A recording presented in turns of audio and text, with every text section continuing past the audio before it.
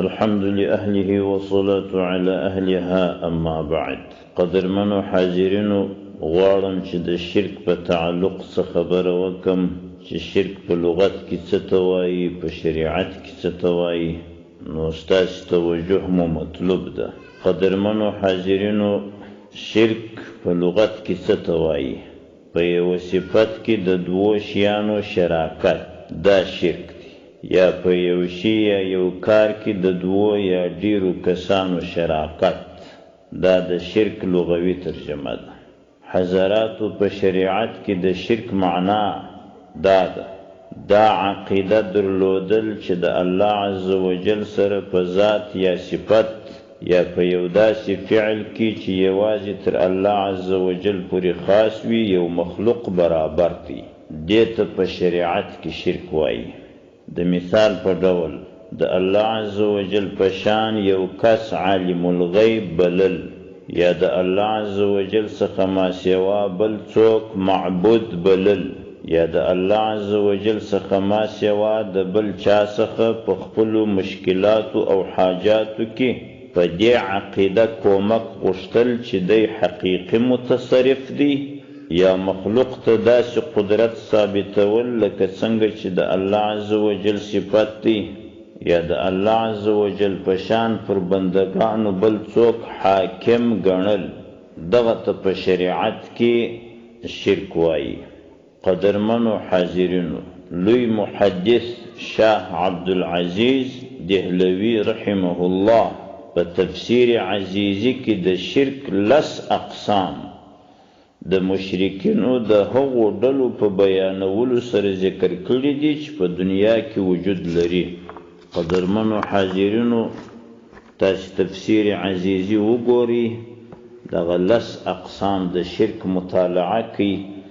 تفسیر عزیزی 126 صفحه، دا د شرک اقسام به الته ټوله تاسو وپېژنئ.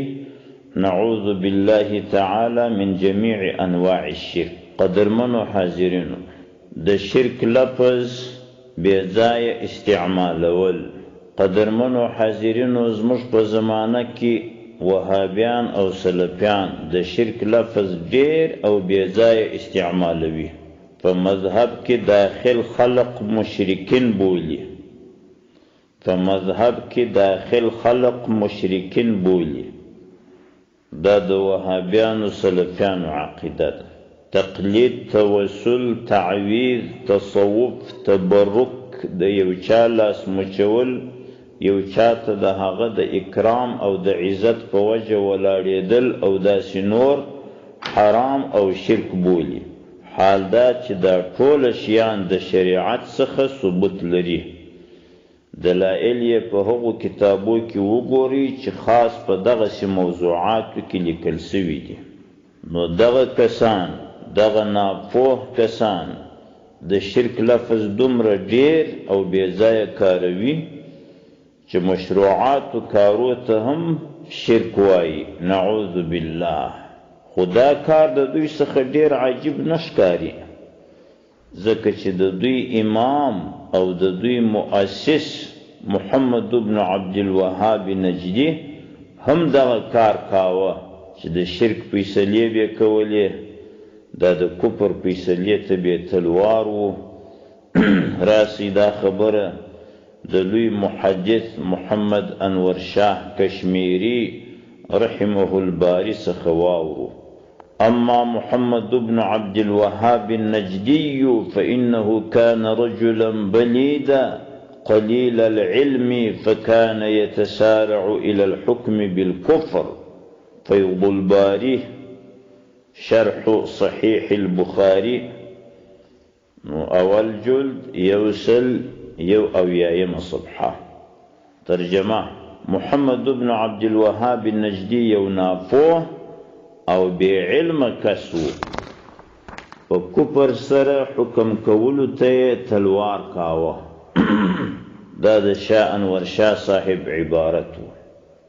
د دې خلقو هم دغه لوی غلطی ده، د دې سلفیانو وهابیانو چې خپل ځانونه پر حق بولي قطعا او نور مسلمانان پر باطل بولي قطعا.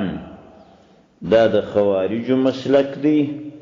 خوارجو هم خپل ځانونه پر حق بلل او د حق خلق حضرت علی رضی الله تعالی عنه او د ده ملګري پر باطل بلل.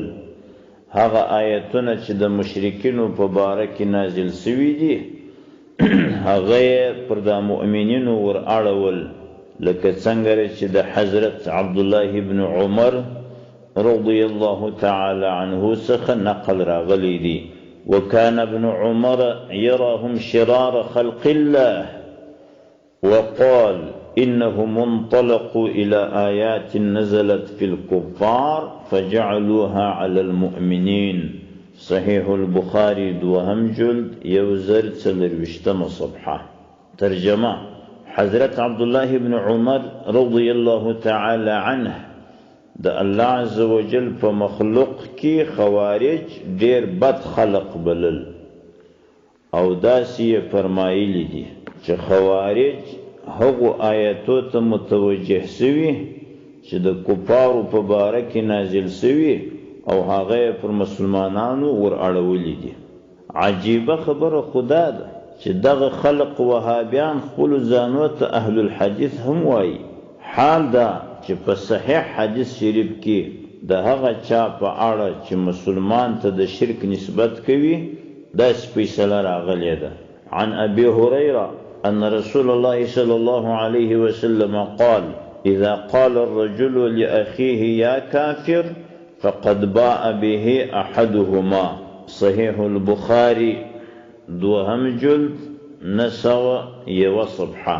ترجمه: د حضرت ابو هريره رضی الله تعالی عنه څخه نقل راغلی دی چې نبی صلی الله علیه و آله وسلم وفرمایل: کله چې یو کس خپل ورور ته ووایي ای کافره، نو یقینا په دوی کې یو یې دغه کفر واخیست، یعنی په دغه دوو کسانو کې یو کافر دی.